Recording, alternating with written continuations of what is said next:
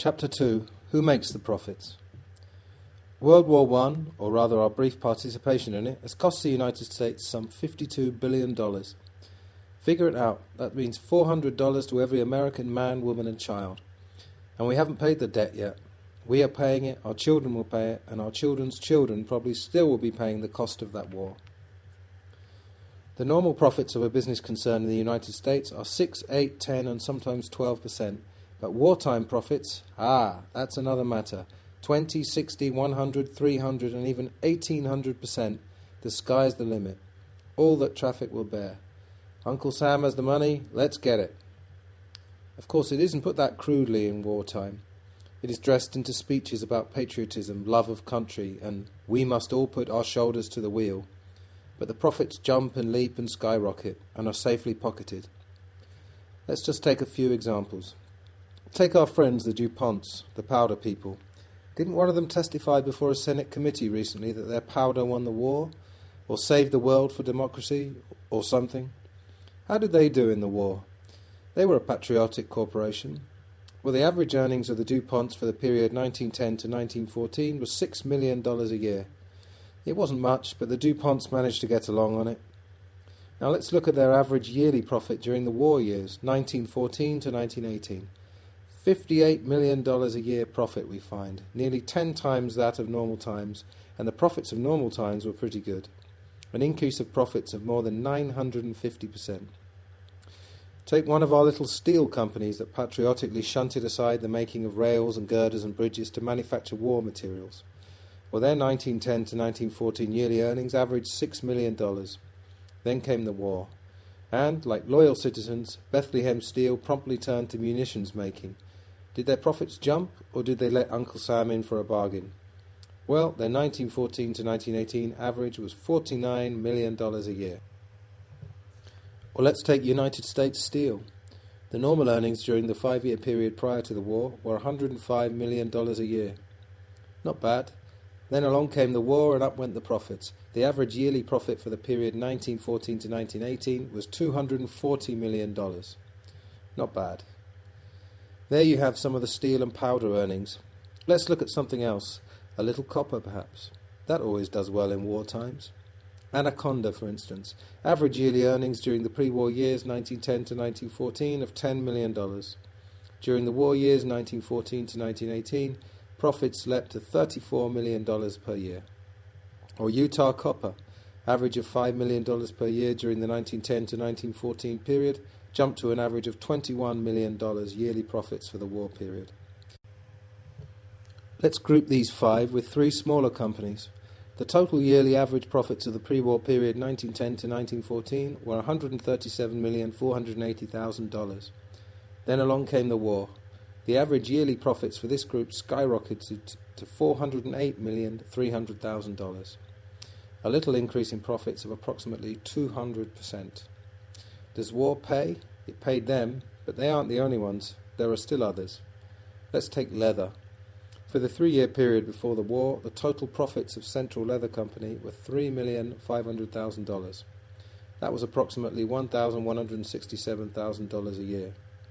Well, in 1916, Central Leather returned a profit of $15 million, a small increase of 1,100%. That's all. The General Chemical Company averaged a profit for the past 3 years before the war of a little over $800,000 a year. Came the war and the profits jumped to $12 million, a leap of 1,400%. International Nickel Company, and you can't have a war without nickel, showed an increase in profits from a mere average of $4 million a year to $73 million yearly. Not bad. An increase of more than 1,700%. American Sugar Refining Company averaged $2 million a year for the 3 years before the war. In 1916, a profit of $6 million was recorded. Listen to Senate document number 259, the 65th Congress, reporting on corporate earnings and government revenues.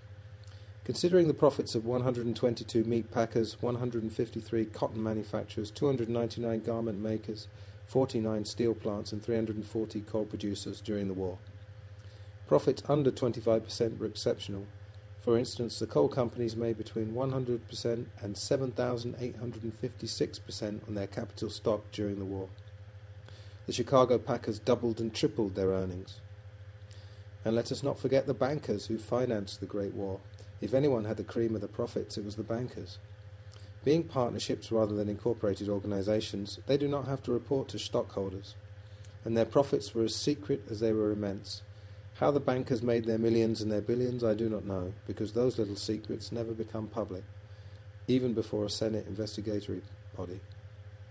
But here's how some of the other patriotic industrialists and speculators chiseled their way into war profits. Take the shoe people.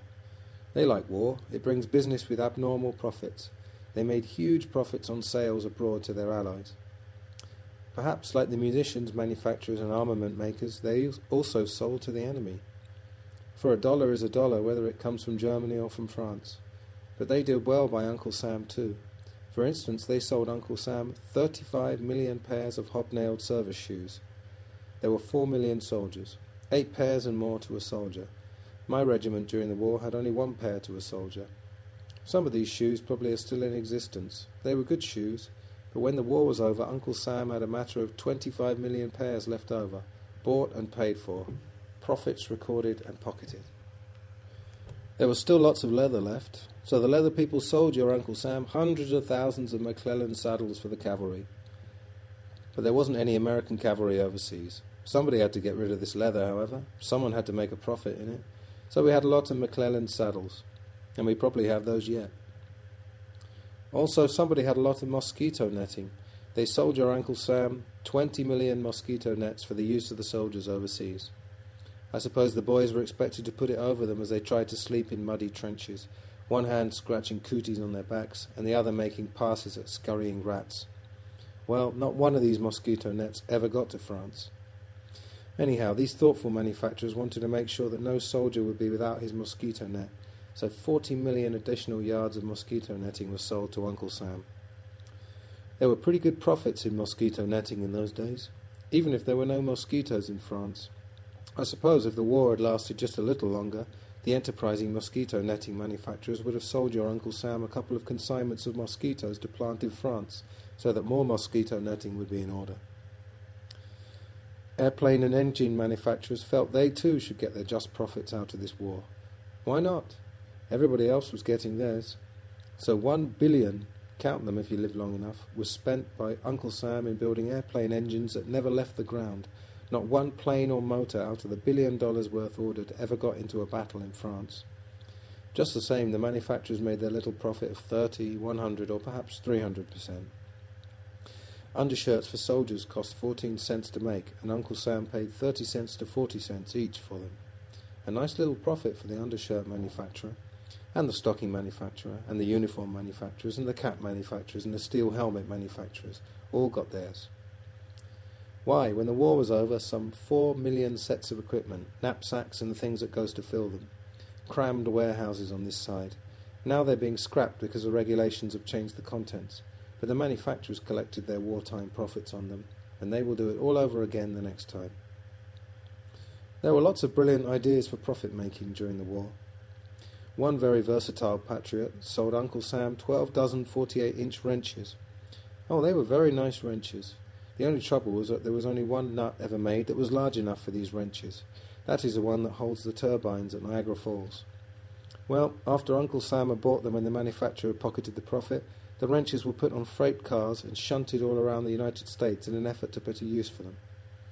When the armistice was signed, it was indeed a sad blow to the wrench manufacturer. He was just about to make some nuts to fit the wrenches. Then he planned to sell these too to your Uncle Sam. Still another had the brilliant idea that colonels shouldn't ride in automobiles, nor should they even ride on horseback. One has probably seen a picture of Andy Jackson riding in a buckboard. Well, some 6,000 buckboards were sold to Uncle Sam for the use of colonels. Not one of them was used, but the buckboard manufacturer got his war profit. The shipbuilders felt they should come in on some of it too. They built a lot of ships that made a lot of profit, more than $3 billion worth. Some of the ships were all right, but $635 million worth of them were made of wood and wouldn't float. The seams opened up and they sank. We paid for them though, and somebody pocketed the profits.